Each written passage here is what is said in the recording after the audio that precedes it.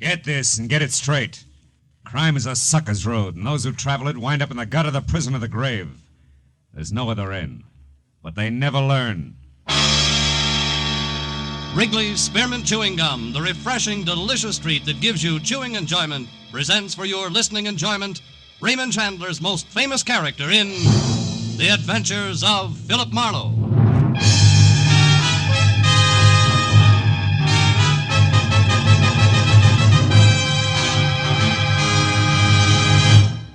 Wrigley's Spearmint Chewing Gum. Healthful, refreshing, delicious. Now, with Gerald Mohr starred as Philip Marlowe, the makers of Wrigley's Spearmint Chewing Gum are glad to bring you tonight's exciting story, The Pelican's Roost.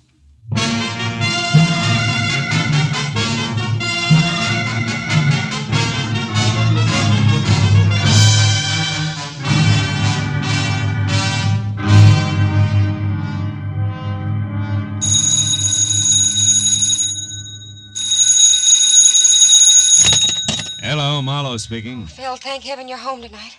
Lynn? Yes. Lynn Russell? Uh-huh. Oh, baby, when did you get back to town? Yesterday. Phil, listen, I'm at Eugene's. It's a beauty salon in Wilshire just west of La Cienega. Yeah? Come over here right away, will you? Me? To a beauty shop? You've got to help me get out of here. Oh, what's the matter, kid? Got your head caught in a dryer? Phil, please, I'm serious. I'm scared. There's a guy waiting for me outside, and when I leave here, I'm afraid he's going to try to kill me. Now, look, this isn't just for laughs, huh, baby? Phil, this time I'm not fooling. This man's crazy. His name's Ward Erling. I had a few dates with him once. He was in an accident 3 months ago, just before I left on my cruise. He's supposed to be in the hospital right now, but he isn't. He's here, just waiting for me to leave. Yeah, but Lynn, Look, I'm not asking a favor, Phil. I'm hiring you. Okay, baby, it'll take me 15 minutes to get there. Oh, thanks, Phil. I'll wait till I see you walk by.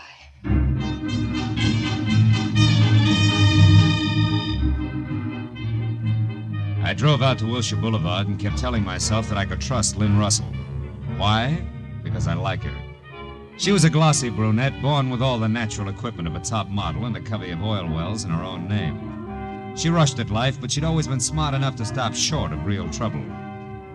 Well, it was 9:30 when I got to the section of Wilshire's Miracle Mile that housed Eugene's beauty shop.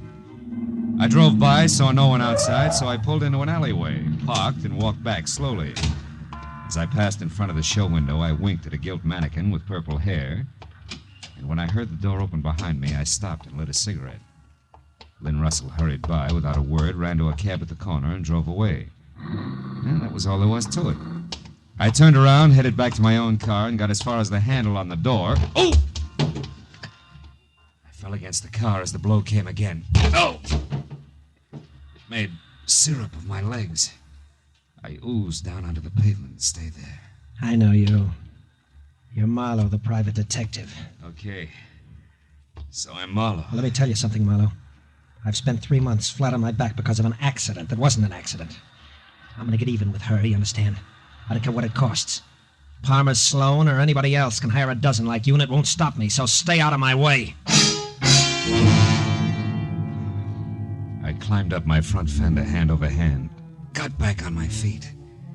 In time to catch a glimpse of a new convertible emerald green with what must have been Ward Erling at the wheel. Well, there was no use trying to follow in the condition I was in, so I headed for Lynn's place with all my windows open. The cool air helped. I pulled up in front of a wrought iron arch labeled Garden Court Bungalows and followed a flagstone trail back to number 4, which was Lynn's. I felt almost normal again, until I saw her front door. It was standing half open, framing a man against the dark interior who was trying his best to see inside. This time the advantage was mine, and I took it! Take your hands off me. Get inside. Oh, just a minute. Get in! Now turn on the lights. Lynn! I doubt she's home. Miss Russell is not in the habit of sitting around in the dark. Oh, you know her habits, huh? I do. And you? I know she has bad taste in men. I wonder if I should resent that. You don't qualify. What are you to Lynn? When she wants someone to help her lift a martini glass, she calls on me. We've been going on like that for years. Just tell me your name, Junior, and he's off on the small talk. My name is Sloan, Palmer Sloan. Now it's your turn, Mr. Muscles. Never mind. Lynn! Lynn!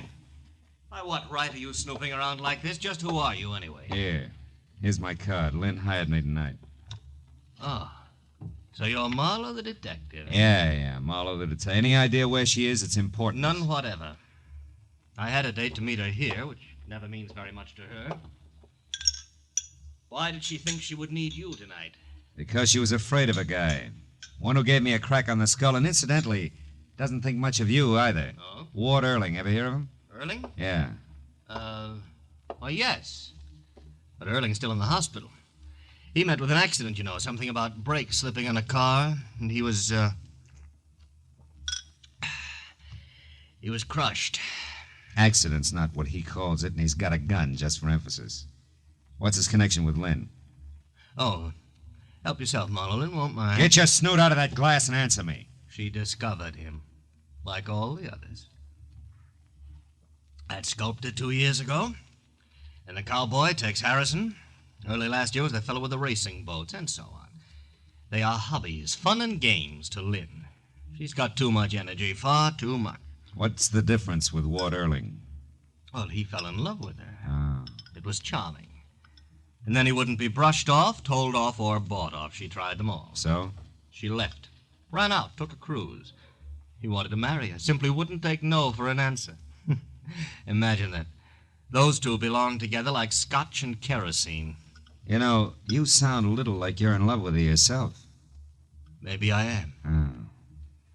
But I know my quaint little position in her life. I'm her errand boy, Marlowe, nothing else. And you don't care how dirty your hands get? What do you mean? Skip it.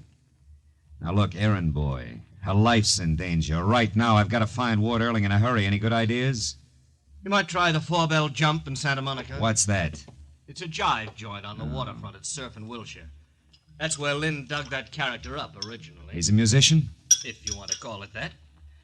Some do. He was the piano player and leader of a small and for some reason successful combination that's still there, so far as I know. Yeah, and one more thing. Lynne left here in an awful hurry. She might be looking for you. And I might later, too. Now go home, wherever that is, and wait. Why not? Oh, it's 210 in the Beekman Plaza. 210, huh? And if my apartment doesn't answer, try the bar.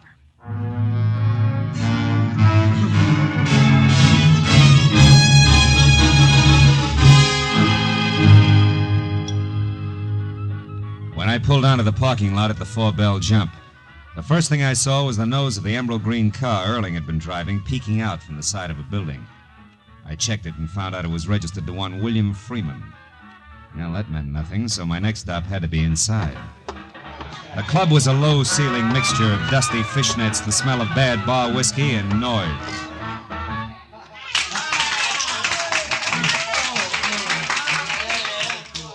The band had just finished a set, climbed off the stand, and drifted out to join the customers. I saw the name Howdy Bub Freeman stenciled on the bass drum. He was a flyweight who carried most of it on an oversized head equipped with a pair of protruding yellow eyes. Stuck out even further when I followed him out into a back room. Hey, Bub. Yeah? Is that your car on the side, the green one? Yeah, brand new. Nice, huh? Too nice to loan out. Better come again. Where's Ward Erling? I thought he was the piano man here. Ward, he used to be. He's in the hospital now. Had a bad accident a while back. Who says it was an accident? What? It was an accident. I say so. Of course it was. I saw it. The brake slipped in his car. It rolled down an incline, pinned him against a wall. Is that so? Who says he's in the hospital? I do. Hey, look, what's your grift? You're a liar, Bub. Erling borrowed your car tonight. Man, you're dragging me. I'll see you around. Come back here!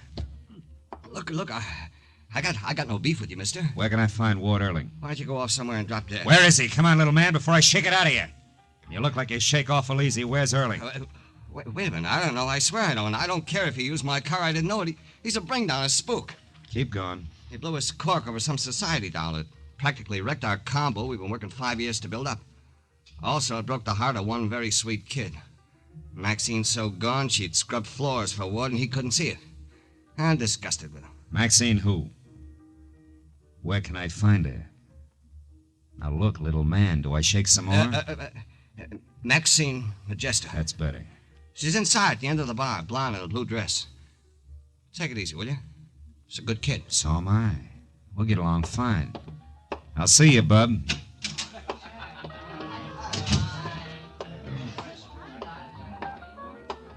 And what'll it be for you, mister? Scotch. Oh, that one's taken. Lady will be right back. Oh, I'm sorry. Water or soda? Water. Right. There you go. Thanks. Hey, Larry. Huh? Your phone's broken? I didn't get my nickel back. Oh, you want me to freshen up that drink, Maxine? No, thanks, Larry. This is fine. Maxine, Yeah? maybe you can help me. Maybe. No. No, what I mean is I'm looking for Ward Earling. Try under a rock. You know, you sound a little bitter. I'm as bitter as a slot machine these days. What's it to you? Well, I'm an acquaintance of Lynne Russell's. Name's Marlowe. You know her, Maxine? I've seen her at the jam sessions we used to go to. She used to show Ward off to her little groups like a prize pup. Sure you got it pegged right? You know, she tried hard to shake that. Listen, she's the gut rocks type who'd sink a yacht just to watch the bubbles. And that's only... Only what, Maxie? Never mind, skip it. Good night, Mr. Hey, Marlowe. wait a minute. Don't I get to buy you a drink? Some other Tuesday. Good night. I watched her as far as the door. Decided to go after her, and then I caught the bartender giving me a very cold eye. Didn't thaw any, so I downed my drink and saw him high-sign the bouncer. Looked like my welcome was wearing thin, so I went outside, sat down in my car, and tried to figure out who was covering up what. But I only got as far down the list as Palmer Sloan. It had come from the back room in the club. I was a poor third in getting to him. A waiter in a white apron and a fat sax man both beat me. Over here, Manny. Here. Hey, it's Bob Freeman. Holy cats, what's wrong with him? He's been stabbed. Yeah, there. In his neck. An ice pick. Bob, who did it? No use, fella. He was gone before he hit the floor. Whoever did that to him got him dead center.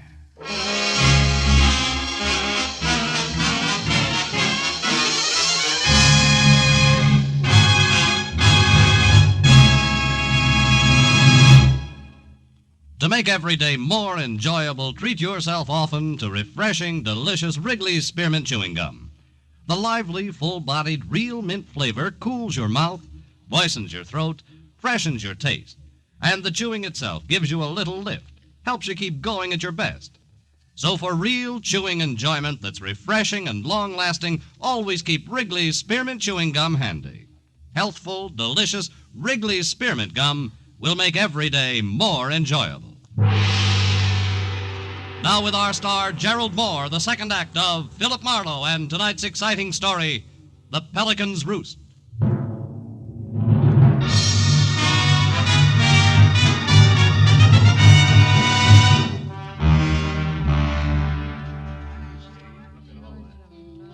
Howdy Bub Freeman was face down and dead. The ice pick that had killed him pointed straight up, rigid like an accusing finger. To the right of the dead drummer's sprawled legs was the fat saxophone player, his face shiny with a fine sweat of fear. And to the left, the waiter who had found Freeman's body. For a backdrop, there was the doorway crammed with astonished faces and the funny kind of cracked voices people always have at a time like that. I closed them out. The waiter objected. No, wait a minute, mister. What are you doing that for? We gotta call the cops. Hey, you ain't the cops, are you? No, I'm a private detective. Name's Marlowe. Well, that ain't good enough. We gotta get the law Shut about up, this. Dave. What? Mr. Marlowe will tell you anything you want to know. My name's Lager, Manny Lager. Bob Freeman was a good friend of mine. Even if he's the reason Ward Earling went to the hospital? What'd you say? That from my corner, Freeman dead only adds one way. He put Ward Earling in splints to keep him from wrecking the band by running off with Lynne Russell on a 90-day cruise. Oh, yeah, sure. To get even, Earling put an ice pick in his neck. Tossed it right from his hospital window. You don't keep up with the news, do you, Lager? Earling left the hospital this afternoon, probably What? by way of the fire escape. Water's out? Out. And so that the accident was the kind that's planned well in advance. I know because we've already had a chat. Then you mean that Earling did this to get square? He killed Freeman? It could be. But there's another angle. Yeah, an angle named Palmer Sloan. That society louse who didn't want his girlfriend mixed up with anything as degrading as a musician. That's it, ain't it? Maybe. Earling was after Palmer Sloan or Lynne Russell. He never mentioned Freeman. Yeah, but where's the tie? Howdy Bub didn't fall on that ice pick. How does it figure? playing the sheet music, was Bub and Palmer Sloan working together. Palmer knew that Erling was on the loose. He was afraid Bub would spill, so he quieted him with that. Right, Marlowe? No, I think you're wrong, both of you. Look here. I found this on the floor near the window. This wouldn't belong to a man, Mr. Marlowe, not even the Palmer Sloan. Let me see that. A mascara case. Yeah. Could be the very personal property of Lynne Russell. Yeah, her and a couple of million other dolls. You can't hang her on that. Every gal carries mascara. Hold it, will you, Lega?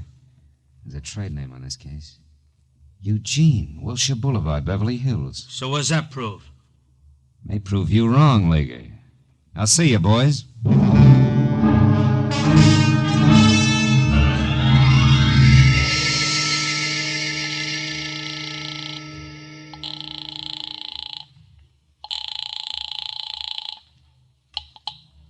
Hello.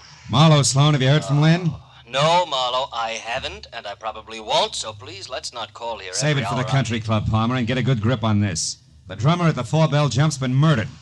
Looks like our not-so-sweet friend did it. Lynne?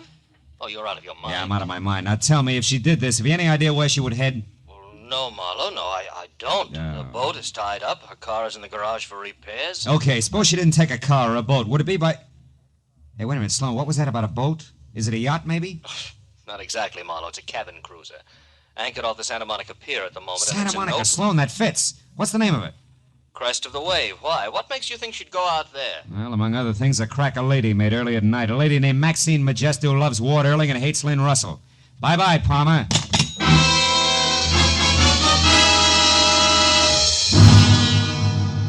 I made it to the fog-veiled Santa Monica Pier in less than 10 minutes. Then was another 5 getting out to the breakwater that joined the end at right angles to form a protecting L for the 50-yard boats moored within. Boats that ran from the kind of sleek yachts that good girls stay away from to a leaky rowboat with a rusted outboard labeled Faithless. And all were moored in a series of slips connected up front by a narrow, wet catwalk that did not have a guardrail. Except for a quiet old man with his pipe and pass, the end of the pier was deserted. No light showed on any of the boats. When I'd gone along the catwalk as far as the crest of the wave, a neat chrome-finished 50-footer, I had a clammy, uncomfortable feeling that said I was too late. But that disappeared in the next minute when I spotted Maxine Majesta standing alone on deck. Her blonde hair damp and flat to her drawn, glistening face. A face that didn't brighten at the sight of me. Marlowe, what do you want here? Lynne Russell. Have you seen her, Maxie? Lynn? No, I haven't. But you are waiting for her. No, why would I...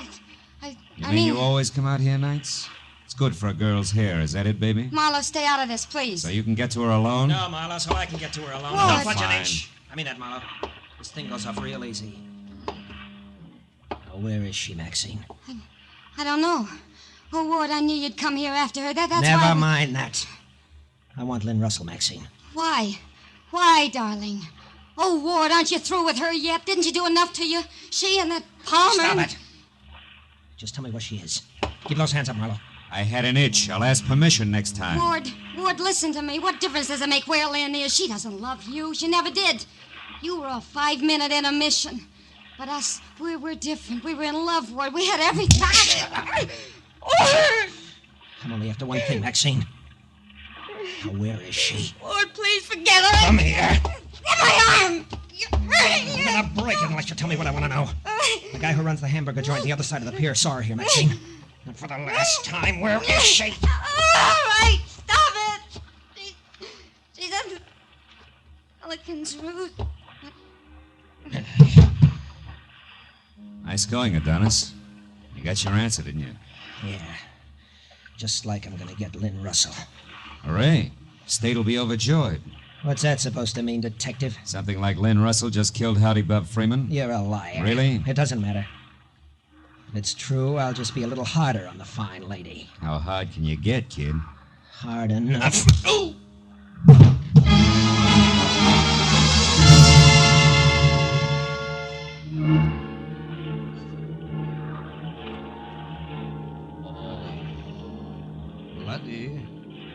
Laddie, come now. Here we go. Up to the sitting position. Too much blood to the head is bad now. Come, laddie, up we go. There we are. I'll be fine in a minute. Oh, that's quite the blow there.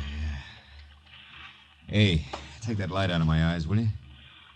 Oh, who are you? Oh, yeah. I noticed you out on the pier earlier. The name is Spoon, Elvin Spoon, but they call me Scotty. That figures. Oh. Scotty, tell me, where's the Pelican's Roost? Was it a nightclub or what? Nightclub? Oh, no. It's far from that. How far? What is it? The Pelican's Roost is the old fishing pier. In Santa Monica? A collection of rotting wood at the foot of 2nd Street? Aye, but what business could a man have there, laddie? The dirtiest. Thanks for your help, Scotty. Wait a minute. What be it? Something you dropped? Yeah. Something I dropped while being dropped. A mascara case I never really looked at before. Laddie, you seem so puzzled. Not puzzled, Scotty, just dumb. Lottie here has been jumping to the wrong conclusions, and all because he didn't take a good look at this and... And what? And the color of a girl's hair. So long, Scotty. Thanks again for your help. May get me to the Pelican's Roost on time.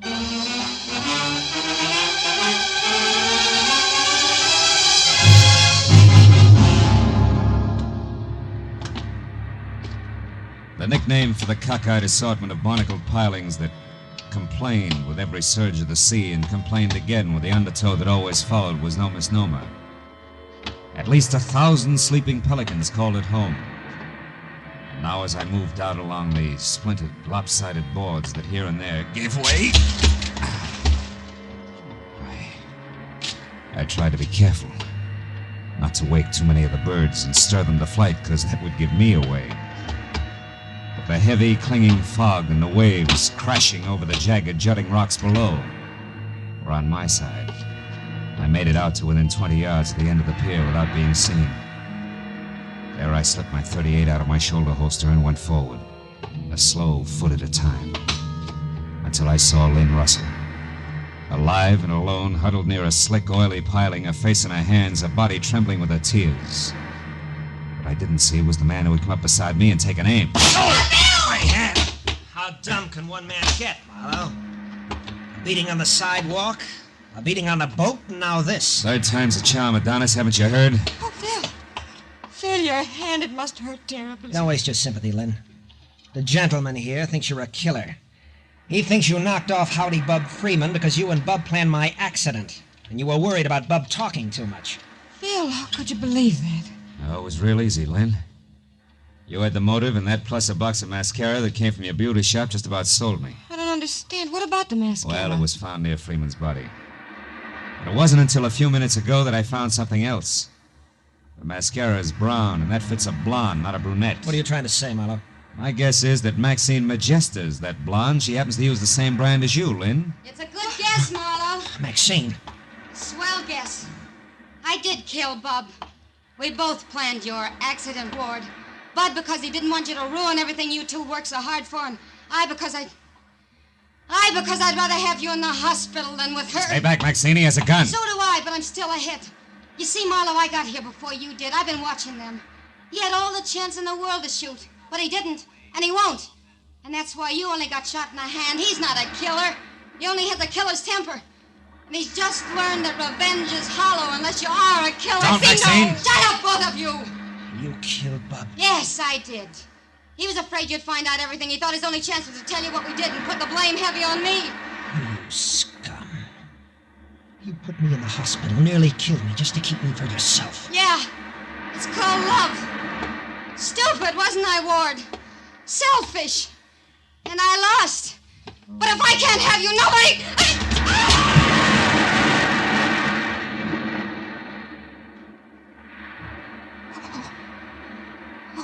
Phil, she hit those rocks. We've got to get her. Not a chance. Wouldn't do any good if we did. Give me that gun, Erling.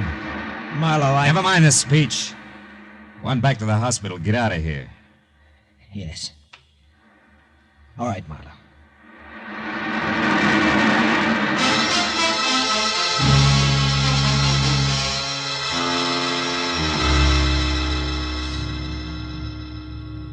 It was midnight when I called the Santa Monica police, and when all the paperwork was done, it was 3 in the a.m. Lynne and I drove by the old pier and sat looking at the rotten timbers. Tried not to talk about the poor kids somewhere underneath them. Lynne, Yes, Phil. how do you feel about everything? I don't. Just numb. Maybe that's the best way. Numb, anesthetized, insulate our hearts, our sensibilities. That way nothing can get to you. Yeah. Then just as we think we're all snug in cotton wool, life explodes the insulation, the heart ends the anesthesia, and we're back grabbing at brass rings. Phil, I want to go home. Okay, kid. But remember, there may not always be a way home.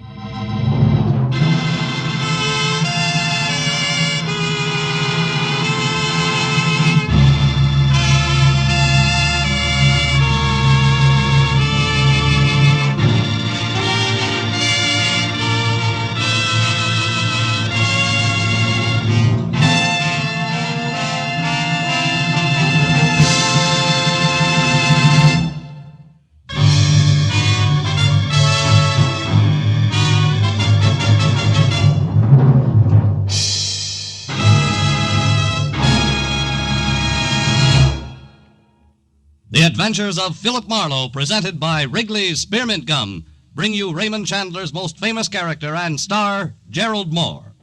Philip Marlowe is produced and directed by Norman MacDonald and written for radio by Robert Mitchell and Gene Levitt. Featured in the cast were Lillian Buyeff, Larry Dobkin, Georgia Ellis, John Daner, David Ellis, Paul Dubov, and Jack Crucian. The special music is composed and conducted by Richard Arant. The makers of Wrigley's Spearmint Chewing Gum hope you enjoyed tonight's adventure of Philip Marlowe and that you're enjoying Wrigley's Spearmint Gum every day. We invite you to be with us next week when Philip Marlowe says... This time it was a big city, dirty from a trigger-fisted thug in yellow suede shoes. A lady's heart dropped in the gutter and a corpse in a Hollywood duplex. But in the middle of it all and setting the pace was a sweet little girl from Pumpkin Center, Kansas. This is Bob Stevenson speaking, and this is CBS, the Columbia Broadcasting System.